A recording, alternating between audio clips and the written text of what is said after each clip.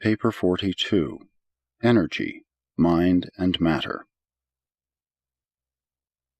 The foundation of the universe is material in the sense that energy is the basis of all existence, and pure energy is controlled by the Universal Father. Force, energy, is the one thing which stands as an everlasting monument demonstrating and proving the existence and presence of the Universal Absolute. This vast stream of energy proceeding from the Paradise Presences has never lapsed, never failed. There has never been a break in the infinite upholding. The manipulation of universe energy is ever in accordance with the personal will and the all-wise mandates of the Universal Father.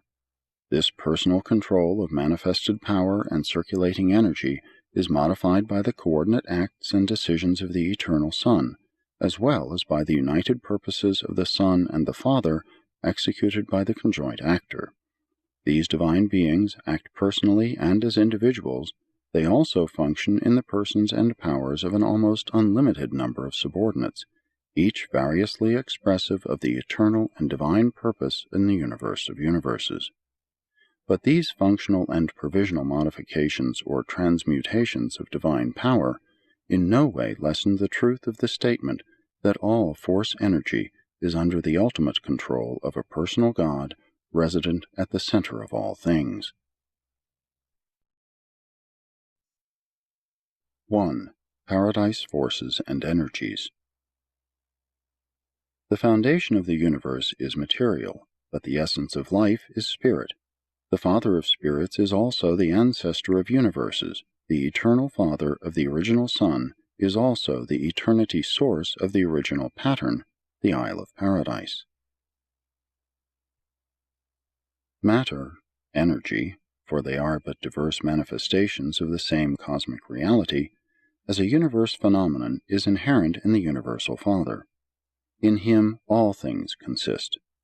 Matter may appear to manifest inherent energy and to exhibit self-contained powers, but the lines of gravity involved in the energies concerned in all these physical phenomena are derived from and are dependent on Paradise. The Ultimaton, the first measurable form of energy, has Paradise as its nucleus. There is innate in matter and present in universal space a form of energy not known on Urantia. When this discovery is finally made, then will physicists feel that they have solved, almost at least, the mystery of matter. And so will they have approached one step nearer the Creator. So will they have mastered one more phase of the divine technique. But in no sense will they have found God. Neither will they have established the existence of matter or the operation of natural laws apart from the cosmic technique of Paradise and the motivating purpose of the Universal Father. Subsequent to even still greater progress and further discoveries, after Urantia has advanced immeasurably in comparison with present knowledge, though you should gain control of the energy revolutions of the electrical units of matter to the extent of modifying their physical manifestations, even after all such possible progress, forever will scientists be powerless to create one atom of matter or to originate one flash of energy, or ever to add to matter that which we call life. The creation of energy and the bestowal of life are the prerogatives of the Universal Father and his associate creator personalities. The river of energy and life is a continuous outpouring from the deities, the universal and united stream of Paradise force going forth to all space. This divine energy pervades all creation. The force organizers initiate those changes and institute those modifications of space force which eventuate in energy. The power directors transmute energy into matter. Thus material worlds are born. The life carriers initiate those processes in dead matter which we call life, material life. The Morontia power supervisors likewise perform throughout the transition realms between the material and the spiritual worlds. The higher spirit creators inaugurate similar processes in divine forms of energy, and there ensue the higher spirit forms of intelligent life. Energy proceeds from Paradise, fashioned after the divine order. Energy, pure energy, partakes of the nature of the divine organization. It is fashioned after the similitude of the three gods embraced in one, as they function at the headquarters of the universe of universes. And all force is circuited in paradise, comes from the paradise presences, and returns thereto. It is, in essence, a manifestation of the uncaused cause, the universal Father, and without the Father would not anything exist that does exist. Force derived from self-existent deity is in itself ever existent. Force energy is imperishable, indestructible. These manifestations of the infinite may be subject to unlimited transmutation, endless transformation, and eternal metamorphosis, but in no sense or degree, not even to the slightest imaginable extent, could they, or ever shall they, suffer extinction. But energy, though springing from the infinite, is not infinitely manifest. There are outer limits to the presently conceived Master Universe. Energy is eternal but not infinite. It ever responds to the all-embracing grasp of infinity. Forever force and energy go on. Having gone out from paradise, they must return thereto, even if age upon age be required for the completion of the ordained circuit. That which is of paradise deity origin can have only a paradise destination, or a deity destiny. And all this confirms our belief in a circular, somewhat limited, but orderly and far-flung universe of universes. If this were not true, then evidence of energy depletion at some point would sooner or later appear. All laws, organizations, administration, and the testimony of universe explorers, everything points to the existence of an infinite God, but, as yet, a finite universe, a circularity of endless existence, well-nigh limitless, but, nevertheless, finite in contrast with infinity.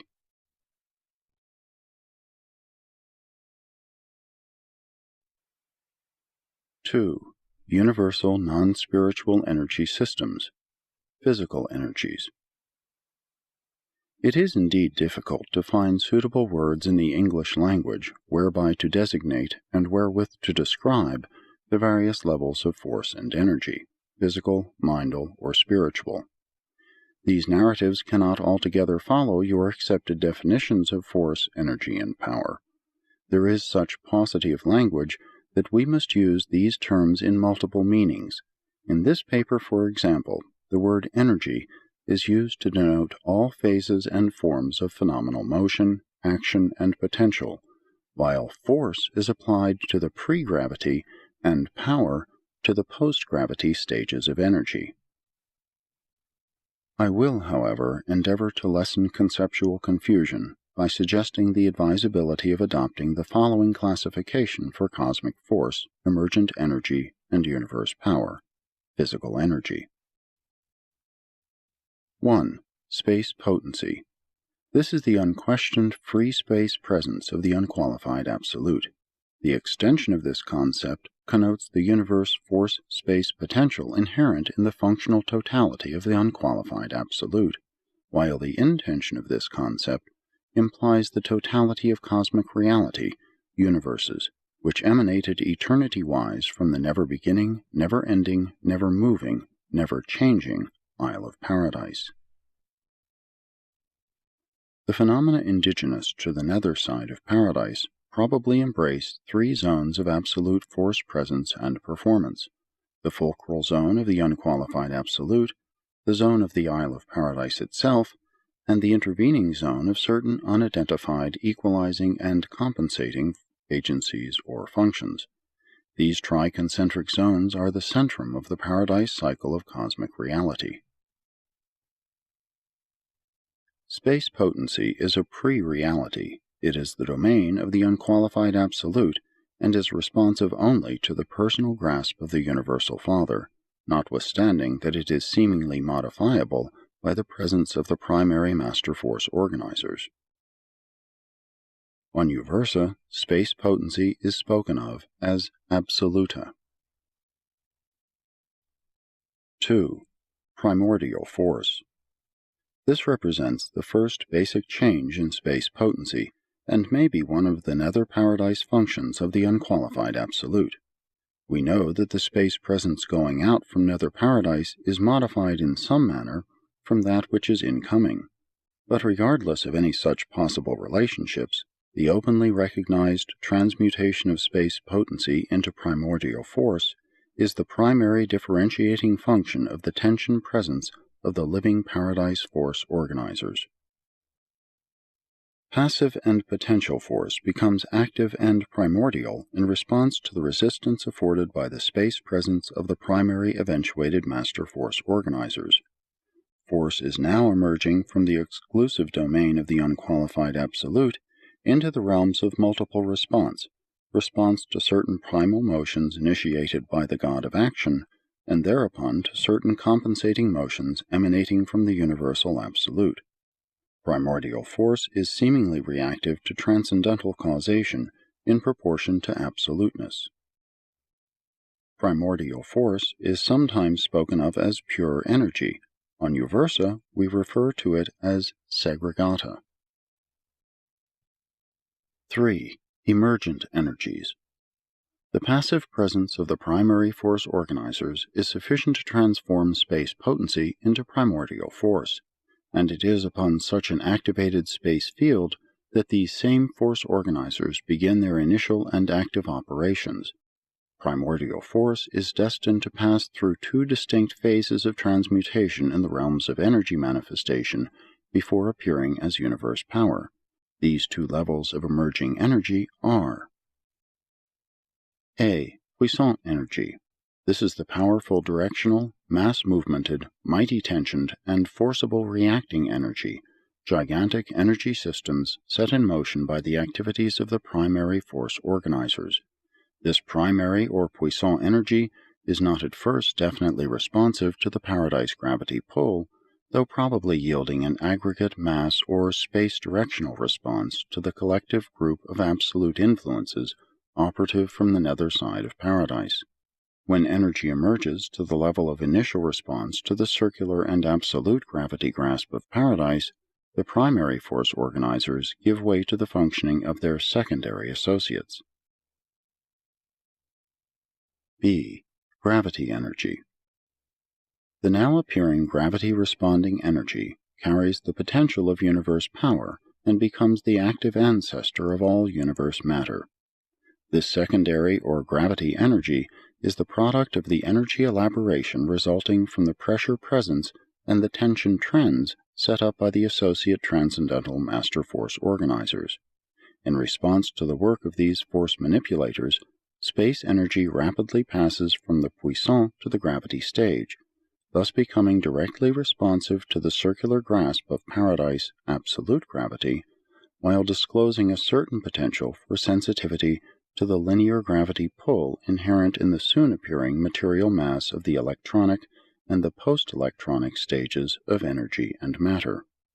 Upon the appearance of gravity response, the associate master force organizers may retire from the energy cyclones of space, provided the universe power directors are assignable to that field of action. We are quite uncertain regarding the exact causes of the early stages of force evolution, but we recognize the intelligent action of the ultimate in both levels of emergent energy manifestation. Puissant and gravity energies, when regarded collectively, are spoken of on Uversa as ultimata. 4. Universe power. Space force has been changed into space energy and thence into the energy of gravity control. Thus has physical energy been ripened to that point where it can be directed into channels of power and made to serve the manifold purposes of the universe creators. This work is carried on by the versatile directors, centers, and controllers of physical energy in the grand universe, the organized and inhabited creations. These universe power directors assume the more or less complete control of 21 of the 30 phases of energy constituting the present energy system of the 7 superuniverses. This domain of power, energy, matter is the realm of the intelligent activities of the sevenfold, functioning under the time-space over-control of the Supreme. On Uversa, we refer to the realm of universe power as Gravita. 5. Havona energy. In concept, this narrative has been moving paradiseward as transmuting space force has been followed level by level to the working level of the energy power of the universes of time and space. Continuing paradiseward, there is next encountered a pre-existent phase of energy which is characteristic of the central universe. Here the evolutionary cycle seems to turn back upon itself. Energy power now seems to begin to swing back towards force, but force of a nature very unlike that of space potency and primordial force. Havona energy systems are not dual, they are triune. This is the existential energy domain of the conjoint actor, functioning in behalf of the Paradise Trinity. On Uversa, these energies of Havona are known as Triata. 6. Transcendental energy. This energy system operates on and from the upper level of Paradise and only in connection with the Absonite peoples. On Uversa, it is denominated Tranosta. 7. Monata. Energy is close of kin to divinity when it is Paradise energy. We incline to the belief that Monata is the living, non-spirit energy of Paradise, an eternity counterpart of the living spirit energy of the original Sun, hence the non-spiritual energy system of the Universal Father. We cannot differentiate the nature of Paradise Spirit and Paradise Monata. They are apparently alike.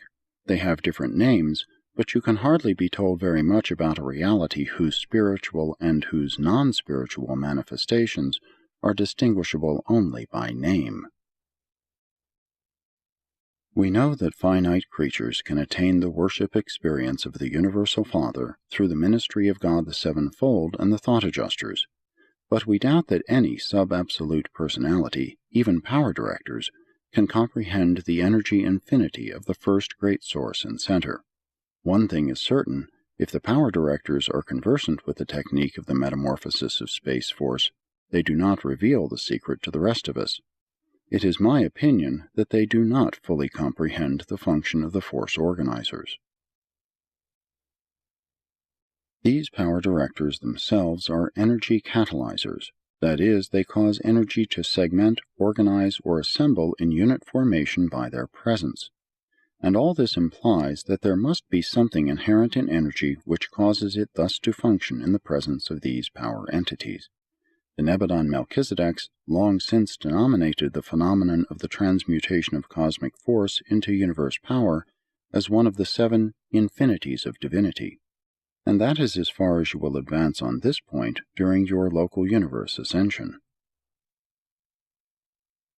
Notwithstanding our inability fully to comprehend the origin, nature, and transmutations of cosmic force, we are fully conversant with all phases of emergent energy behavior from the times of its direct and unmistakable response to the action of Paradise gravity, about the time of the beginning of the function of the superuniverse power directors.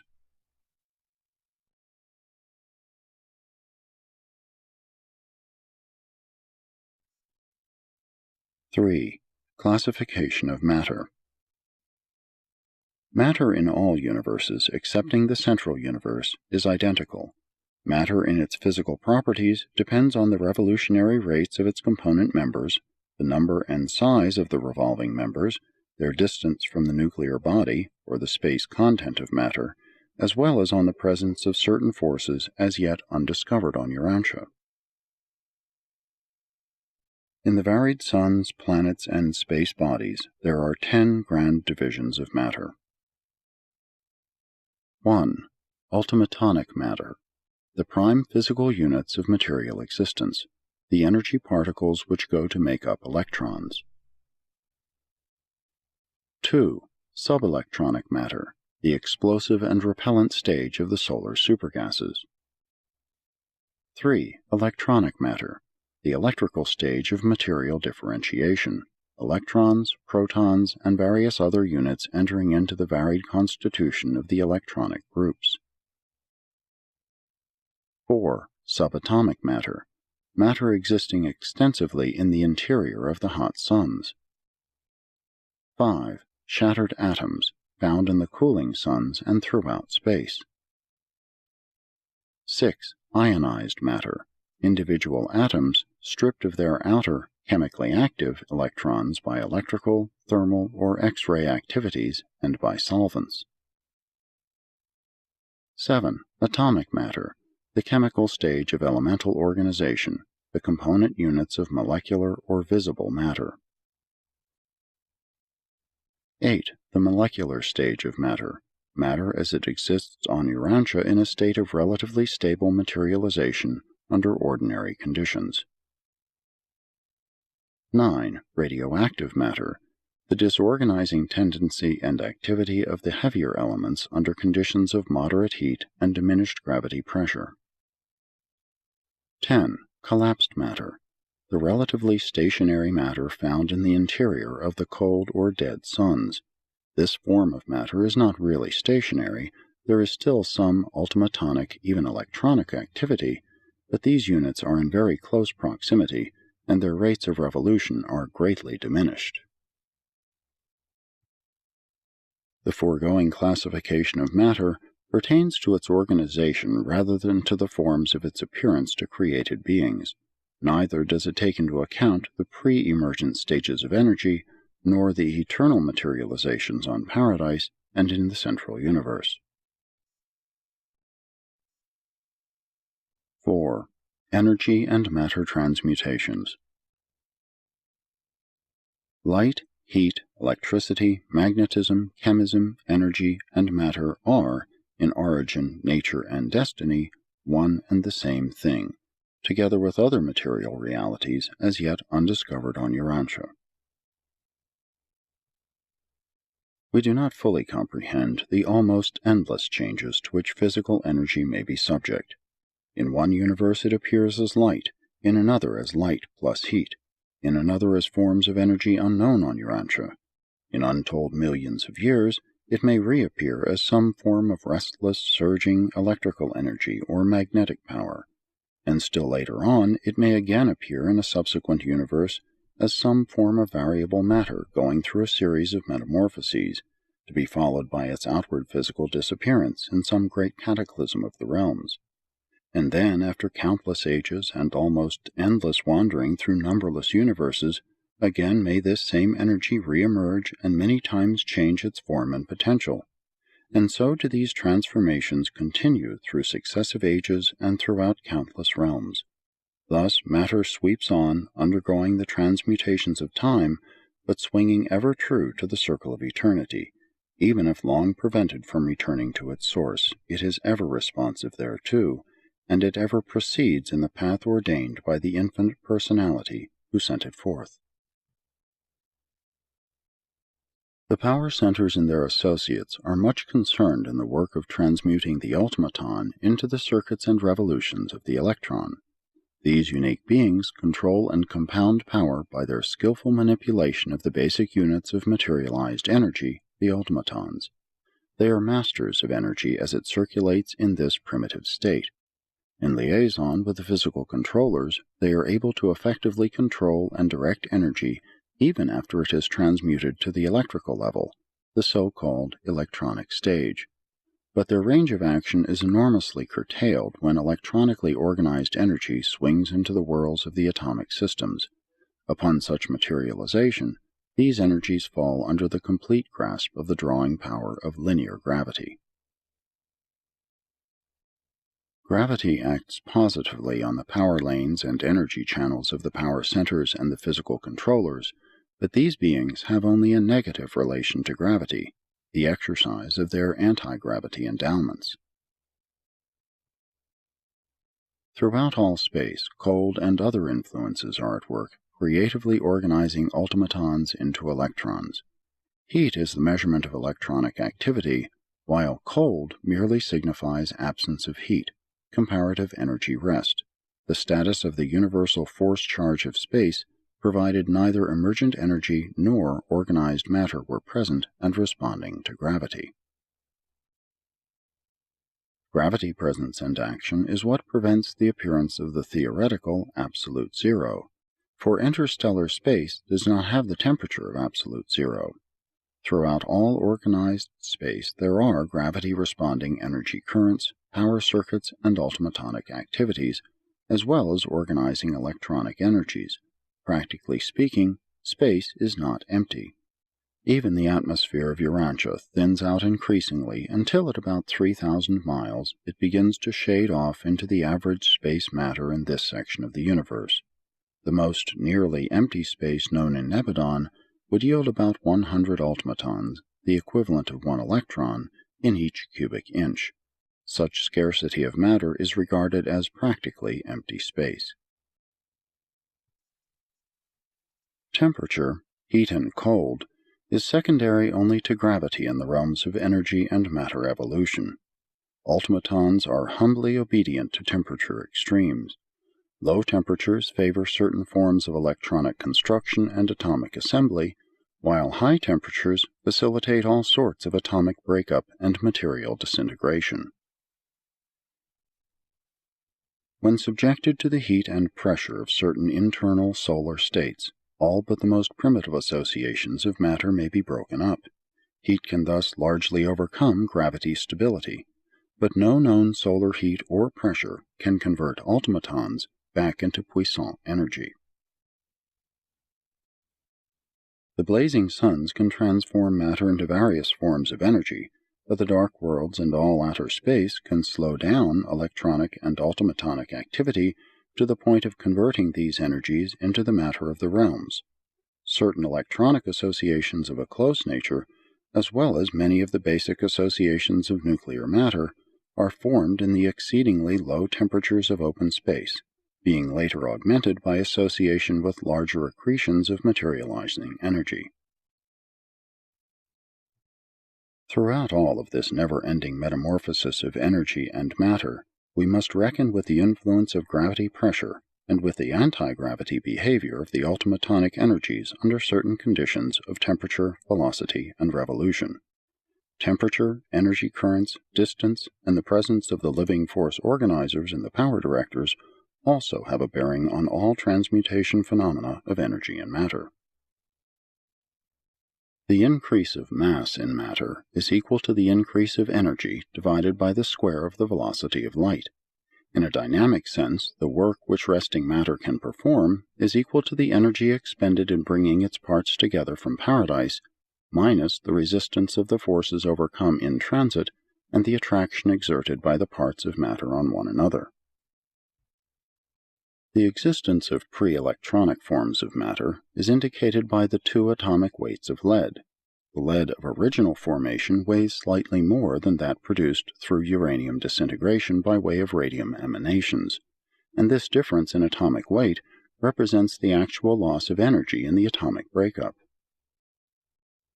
The relative integrity of matter is assured by the fact that energy can be absorbed or released only in those exact amounts which Urantia scientists have designated quanta. This wise provision in the material realms serves to maintain the universes as going concerns. The quantity of energy taken in or given out when electronic or other positions are shifted is always a quantum, or some multiple thereof, but the vibratory or wave-like behavior of such units of energy is wholly determined by the dimensions of the material structures concerned. Such wave-like energy ripples are 860 times the diameters of the automatons, electrons, atoms, or other units thus performing.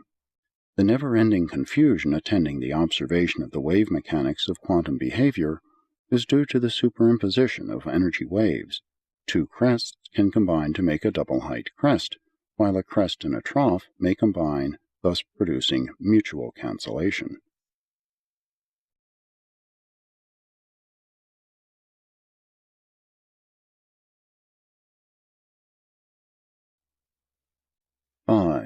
Wave energy manifestations. In the superuniverse of Orvonton, there are 100 octaves of wave energy. Of these 100 groups of energy manifestations, 64 are wholly or partially recognized on Urantia. The sun's rays constitute 4 octaves in the superuniverse scale, the visible rays embracing a single octave, number 46 in this series. The ultraviolet group comes next, while 10 octaves up are the X-rays, followed by the gamma rays of radium.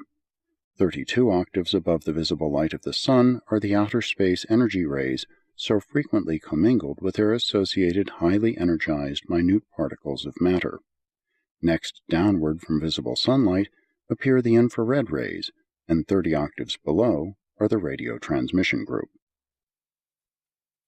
Wave-like energy manifestations, from the standpoint of 20th century Urantia scientific enlightenment, may be classified into the following 10 groups. 1. Infra-ultimatonic rays, the borderland revolutions of ultimatons as they begin to assume definite form. This is the first stage of emergent energy in which wave-like phenomena can be detected and measured. 2. Ultimatonic rays. The assembly of energy into the minute spheres of the ultimatons occasions vibrations in the content of space which are discernible and measurable, and long before physicists ever discover the ultimaton, they will undoubtedly detect the phenomena of these rays as they shower in upon Urantia. These short and powerful rays represent the initial activity of the ultimatons as they are slowed down to that point where they veer towards the electronic organization of matter. As the ultimatons aggregate into electrons, condensation occurs with a consequent storage of energy. 3. The short space rays. These are the shortest of all purely electronic vibrations and represent the pre-atomic stage of this form of matter. These rays require extraordinarily high or low temperatures for their production. There are two sorts of these space rays, one attendant upon the birth of atoms and the other indicative of atomic disruption. They emanate in the largest quantities from the dense plane of the superuniverse, the Milky Way, which is also the densest plane of the outer universes. 4. The electronic stage. This stage of energy is the basis of all materialization in the 7 superuniverses. When electrons pass from higher to lower energy levels of orbital revolution, quanta are always given off. Orbital shifting of electrons results in the ejection or the absorption of very definite and uniform measurable particles of light energy, while the individual electron always gives up a particle of light energy when subjected to collision. Wave-like energy manifestations also attend upon the performances of the positive bodies and the other members of the electronic stage. 5. Gamma rays. Those emanations which characterize the spontaneous dissociation of atomic matter. The best illustration of this form of electronic activity is the phenomena associated with radium disintegration. 6. The X-ray group. The next step in the slowing down of the electron yields the various forms of solar X-rays, together with artificially generated X-rays. The electronic charge creates an electric field, movement gives rise to an electric current, the current produces a magnetic field. When an electron is suddenly stopped, the resultant electromagnetic commotion produces the X-ray. The X-ray is that disturbance. The solar X-rays are identical with those which are mechanically generated for exploring the interior of the human body, except that they are a trifle longer. 7. The ultraviolet or chemical rays of sunlight and the various mechanical productions. 8. The white light, the whole visible light of the suns. 9. Infrared rays, the slowing down of electronic activity still nearer the stage of appreciable heat. 10. Hertzian waves, those energies utilized on Urantia for broadcasting. Of all these 10 phases of wave-like energy activity, the human eye can react to just one octave, the whole light of ordinary sunlight. The so-called ether is merely a collective name to designate a group of force and energy activities occurring in space. Ultimatons, electrons, and other mass aggregations of energy are uniform particles of matter, and in their transit through space, they really proceed in direct lines. Light and all other forms of recognizable energy manifestations consist of a succession of definite energy particles which proceed in direct lines except as modified by gravity and other intervening forces. That these processions of energy particles appear as wave phenomena when subjected to certain observations is due to the resistance of the undifferentiated force blanket of all space, the hypothetical ether, and to the intergravity tension of the associated aggregations of matter. The spacing of the particle intervals of matter, together with the initial velocity of the energy beams, establishes the undulatory appearance of many forms of energy matter. The excitation of the content of space produces a wave-like reaction to the passage of rapidly moving particles of matter, just as the passage of a ship through water initiates waves of varying amplitude and interval. Primordial force behavior does give rise to phenomena which are in many ways analogous to your postulated ether. Space is not empty. The spheres of all space whirl and plunge on through a vast ocean of outspread force energy. Neither is the space content of an atom empty. Nevertheless, there is no ether, and the very absence of this hypothetical ether enables the inhabited planet to escape falling into the sun and the encircling electron, to resist falling into the nucleus. 6. Ultimatons, electrons, and atoms. While the space charge of universal force is homogeneous and undifferentiated, the organization of evolved energy into matter entails the concentration of energy into discrete masses of definite dimensions and established weight, precise gravity reaction. Local or linear gravity becomes fully operative with the appearance of the atomic organization of matter. Pre-atomic matter becomes slightly gravity responsive when activated by X-ray and other similar energies, but no measurable linear gravity pull is exerted on free, unattached, and uncharged electronic energy particles or on unassociated ultimatons. Ultimatons function by mutual attraction, responding only to the circular paradise gravity pull. Without linear gravity response, they are thus held in the universal space drift. Ultimatons are capable of accelerating revolutionary velocity to the point of partial anti-gravity behavior, but they cannot, independent of force organizers or power directors, attain the critical escape velocity of de-individuation, return to the Poisson energy stage. In nature, ultimatons escape the status of physical existence only when participating in the terminal disruption of a cooled-off and dying sun. The ultimatons, unknown on Urantia, slow down through many phases of physical activity before they attain the revolutionary energy prerequisites to electronic organization. Ultimatons have three varieties of motion: mutual resistance to cosmic force, individual revolutions of anti-gravity potential, and the intra-electronic positions of the 100 mutually interassociated ultimatons.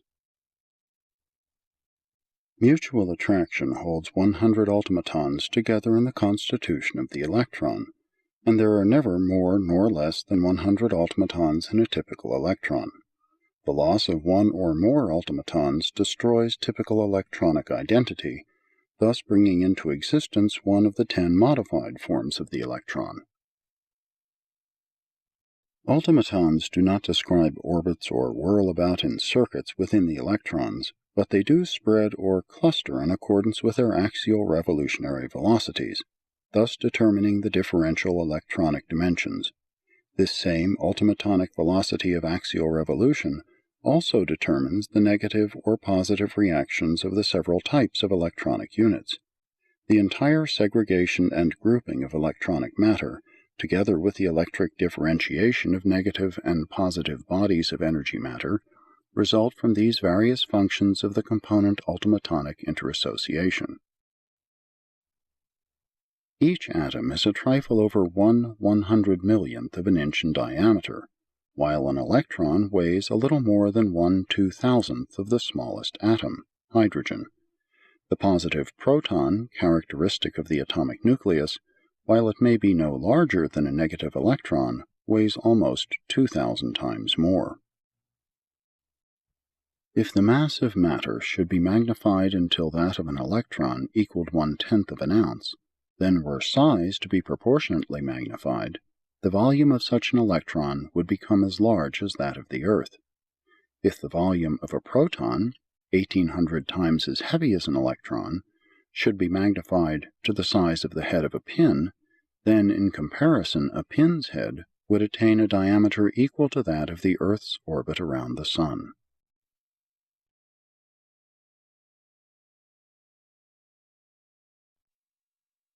(7) Atomic matter. The formation of all matter is on the order of the solar system. There is at the center of every minute universe of energy a relatively stable, comparatively stationary, nuclear portion of material existence. This central unit is endowed with a threefold possibility of manifestation. Surrounding this energy center there whirl, in endless profusion, but in fluctuating circuits, the energy units which are faintly comparable to the planets encircling the Sun of some starry group like your own solar system. Within the atom, the electrons revolve about the central proton with about the same comparative room the planets have as they revolve about the Sun in the space of the solar system. There is the same relative distance, in comparison with actual size, between the atomic nucleus and the inner electronic circuit as exists between the inner planet, Mercury, and your Sun. The electronic axial revolutions and their orbital velocities about the atomic nucleus are both beyond the human imagination, not to mention the velocities of their component ultimatons. The positive particles of radium fly off into space at the rate of 10,000 miles a second, while the negative particles attain a velocity approximating that of light. The local universes are of decimal construction. There are just 100 distinguishable atomic materializations of space energy in a dual universe. That is the maximum possible organization of matter in Nebadon. These 100 forms of matter consist of a regular series in which from 1 to 100 electrons revolve around a central and relatively compact nucleus. It is this orderly and dependable association of various energies that constitutes matter. Not every world will show 100 recognizable elements at the surface, but they are somewhere present, have been present, or are in process of evolution. Conditions surrounding the origin and subsequent evolution of a planet determine how many of the 100 atomic types will be observable. The heavier atoms are not found on the surface of many worlds. Even on Urantia, the known heavier elements manifest a tendency to fly to pieces, as is illustrated by radium behavior. Stability of the atom depends on the number of electrically inactive neutrons in the central body. Chemical behavior is wholly dependent on the activity of the freely revolving electrons. In Urvandon, it has never been possible naturally to assemble over 100 orbital electrons in one atomic system. When 101 have been artificially introduced into the orbital field, the result has always been the instantaneous disruption of the central proton, with a wild dispersion of the electrons and other liberated energies. While atoms may contain from 1 to 100 orbital electrons, only the outer 10 electrons of the larger atoms revolve about the central nucleus as distinct and discrete bodies, intactly and compactly swinging around on precise and definite orbits. The 30 electrons nearest the center are difficult of observation or detection as separate and organized bodies. This same comparative ratio of electronic behavior in relation to nuclear proximity obtains in all atoms, regardless of the number of electrons embraced. The nearer the nucleus, the less there is of electronic individuality. The wave-like energy extension of an electron may so spread out as to occupy the whole of the lesser atomic orbits. Especially is this true of the electrons nearest the atomic nucleus. The 30 innermost orbital electrons have individuality, but their energy systems tend to intermingle, extending from electron to electron and well-nigh from orbit to orbit. The next 30 electrons constitute the second family or energy zone and are of advancing individuality, bodies of matter exerting a more complete control over their attendant energy systems. The next 30 electrons, the third energy zone, are still more individualized and circulate in more distinct and definite orbits. The last 10 electrons, present in only the 10 heaviest elements, are possessed of the dignity of independence and are, therefore, able to escape more or less freely from the control of the mother nucleus. With a minimum variation in temperature and pressure, the members of this fourth and outermost group of electrons will escape from the grasp of the central nucleus, as is illustrated by the spontaneous disruption of uranium and kindred elements. The first 27 atoms, those containing from 1 to 27 orbital electrons, are more easy of comprehension than the rest. From 28 upward, we encounter more and more of the unpredictability of the supposed presence of the unqualified absolute. But some of this electronic unpredictability is due to differential ultimatonic axial revolutionary velocities and to the unexplained huddling proclivity of ultimatons. Other influences, physical, electrical, magnetic, and gravitational, also operate to produce variable electronic behavior. Atoms, therefore, are similar to persons as to predictability. Statisticians may announce laws governing a large number of either atoms or persons, but not for a single individual atom or person.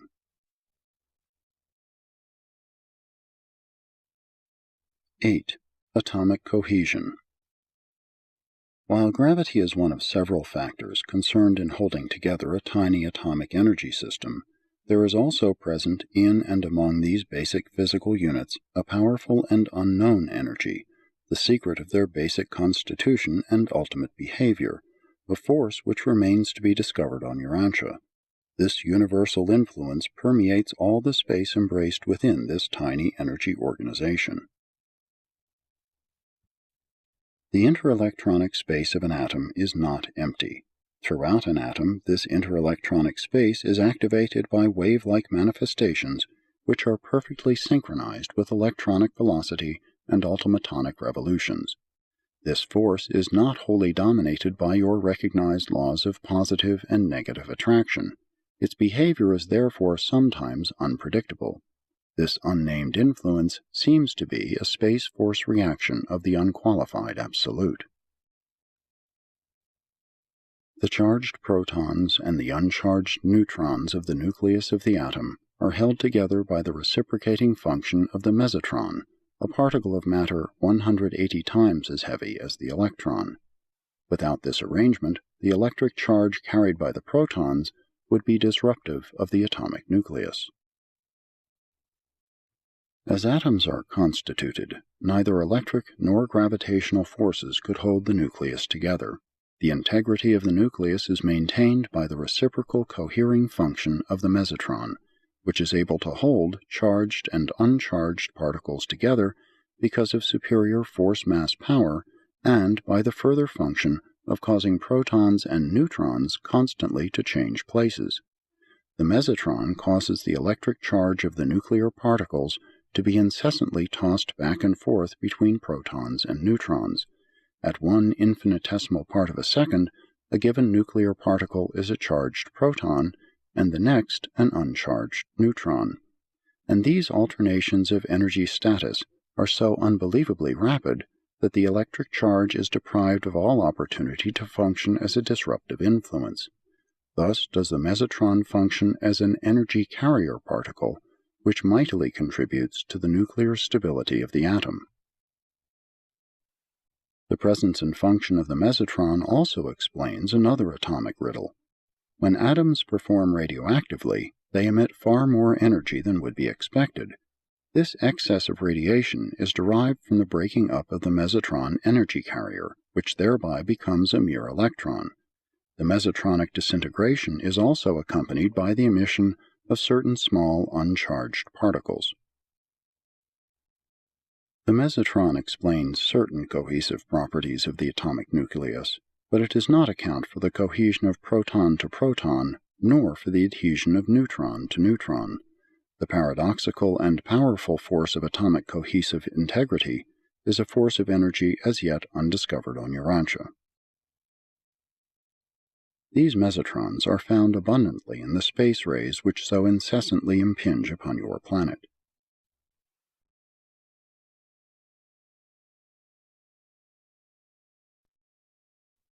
(9) Natural philosophy. Religion is not alone dogmatic. Natural philosophy equally tends to dogmatize. When a renowned religious teacher reasoned that the number 7 was fundamental to nature because there are 7 openings in the human head, if he had known more of chemistry, he might have advocated such a belief founded on a true phenomenon of the physical world. There is in all the physical universes of time and space, notwithstanding the universal manifestation of the decimal constitution of energy, the ever-present reminder of the reality of the 7-fold electronic organization of pre-matter.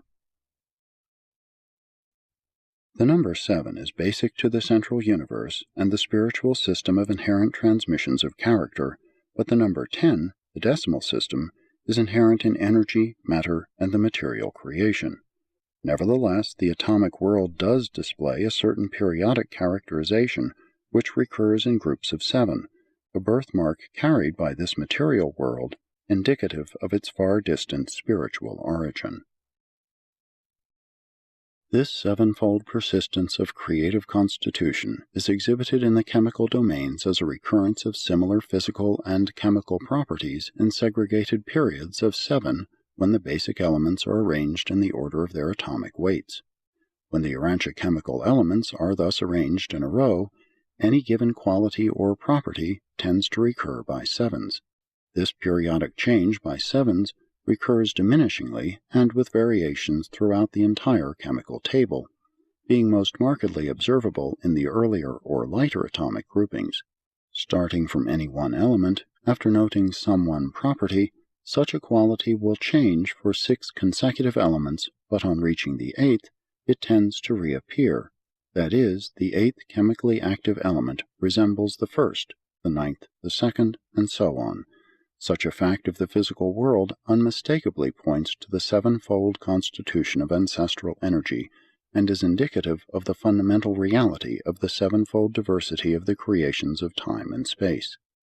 Man should also note that there are 7 colors in the natural spectrum. But not all the suppositions of natural philosophy are valid. For example, the hypothetical ether, which represents an ingenious attempt of man to unify his ignorance of space phenomena. The philosophy of the universe cannot be predicated on the observations of so-called science. If such a metamorphosis could not be seen, a scientist would be inclined to deny the possibility of developing a butterfly out of a caterpillar. Physical stability, associated with biologic elasticity, is present in nature only because of the well-nigh infinite wisdom possessed by the master architects of creation. Nothing less than transcendental wisdom could ever design units of matter which are at the same time so stable and so efficiently flexible.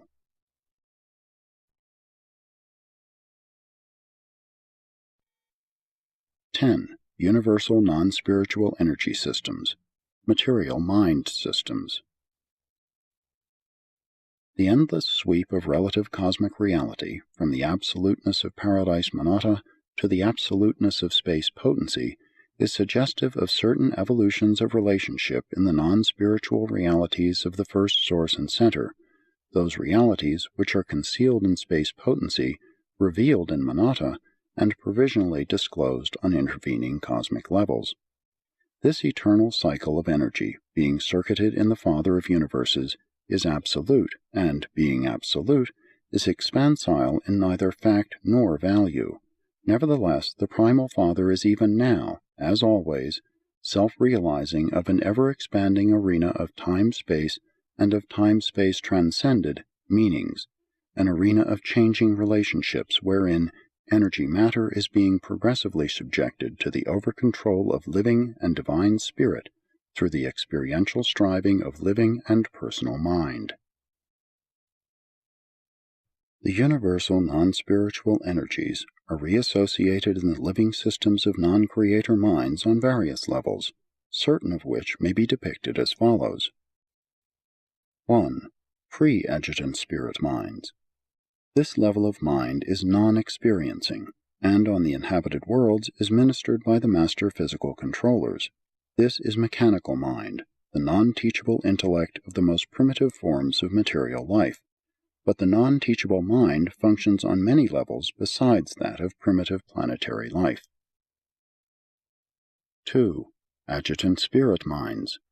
This is the ministry of a local universe mother spirit functioning through her 7 adjutant mind spirits on the teachable, non-mechanical level of material mind. On this level, material mind is experiencing as subhuman, animal intellect in the first 5 adjutants, as human, moral intellect in the 7 adjutants, as superhuman, midwayer intellect in the last 2 adjutants. 3. Evolving Morontia minds. The expanding consciousness of evolving personalities in the local universe ascending careers. This is the bestowal of the local universe mother spirit in liaison with the Creator Sun. This mind level connotes the organization of the Morontia type of life vehicle, a synthesis of the material and the spiritual which is effected by the Morontia power supervisors of a local universe. Morontia mind functions differentially in response to the 570 levels of Morontia life, disclosing increasing associative capacity with the cosmic mind on the higher levels of attainment. This is the evolutionary course of mortal creatures, but mind of a non-Morontia order is also bestowed by a universe sun and a universe spirit upon the non-Morontia children of the local creations. The cosmic mind. This is the 7-fold diversified mind of time and space, one phase of which is ministered by each of the 7 master spirits to one of the 7 superuniverses. The cosmic mind encompasses all finite mind levels and coordinates experientially with the evolutionary deity levels of the supreme mind and transcendentally with the existential levels of absolute mind, the direct circuits of the conjoint actor. On Paradise, mind is absolute. In Havona, absonite. In Orvonton, finite. Mind always connotes the presence activity of living ministry plus varied energy systems, and this is true of all levels and of all kinds of mind. But beyond the cosmic mind, it becomes increasingly difficult to portray the relationships of mind to non-spiritual energy.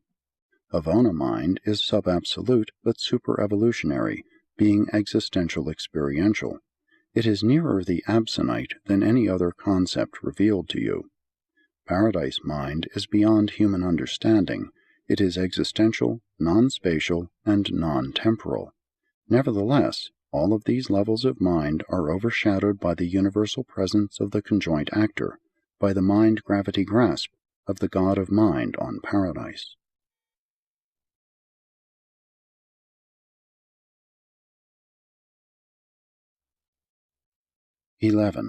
Universe mechanisms. In the evaluation and recognition of mind, it should be remembered that the universe is neither mechanical nor magical. It is a creation of mind and a mechanism of law. But while in practical application the laws of nature operate in what seems to be the dual realms of the physical and the spiritual, in reality they are one.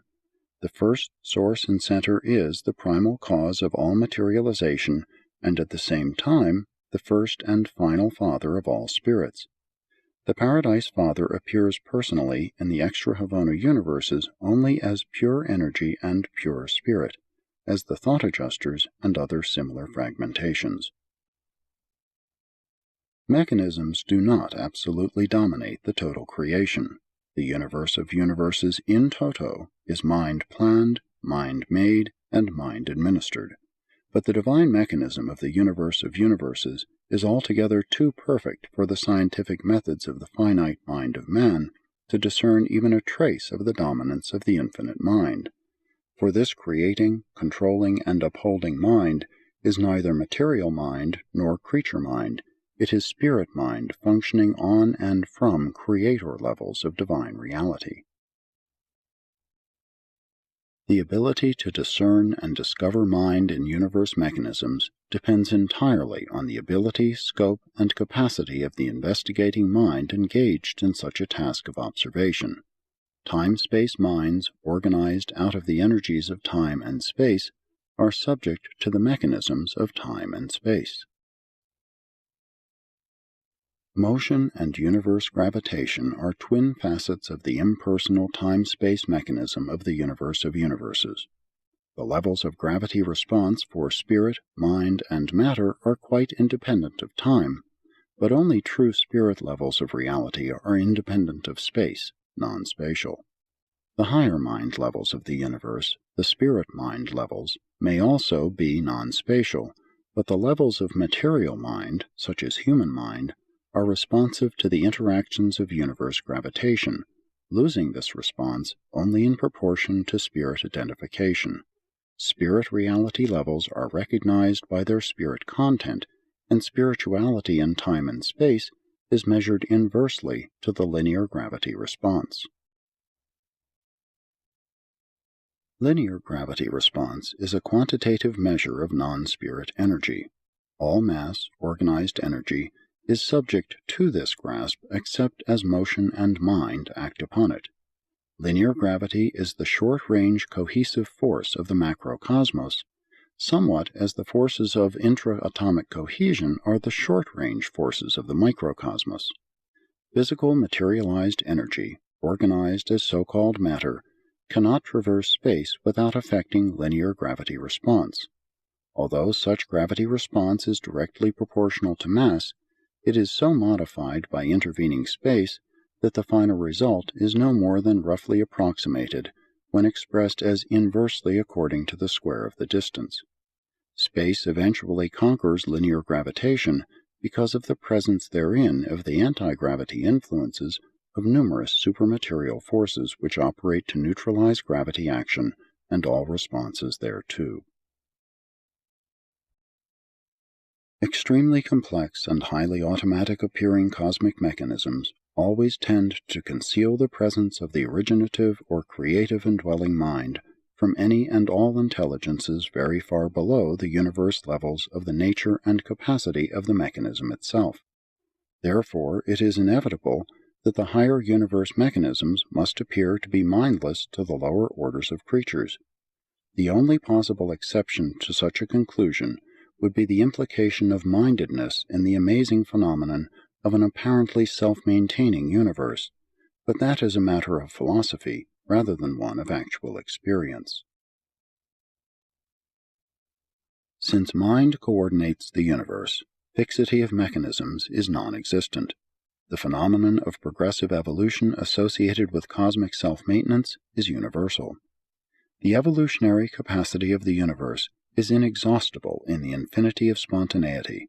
Progress towards harmonious unity, a growing experiential synthesis superimposed on an ever-increasing complexity of relationships, could be effected only by a purposive and dominant mind. The higher the universe mind associated with any universe phenomenon, the more difficult it is for the lower types of mind to discover it.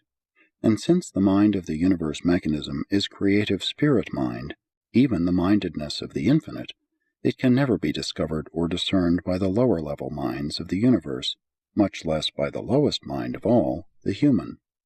The evolving animal mind, while naturally God-seeking, is not alone and of itself inherently God-knowing. 12. Pattern and form, mind dominance. The evolution of mechanisms implies and indicates the concealed presence and dominance of creative mind. The ability of the mortal intellect to conceive, design, and create automatic mechanisms demonstrates the superior creative and purposive qualities of man's mind as the dominant influence on the planet. Mind always reaches out towards 1. Creation of material mechanisms. 2. Discovery of hidden mysteries. 3. Exploration of remote situations. 4. formulation of mental systems. 5. Attainment of wisdom goals. 6. Achievement of spirit levels. 7. The accomplishment of divine destinies, supreme, ultimate, and absolute. Mind is always creative.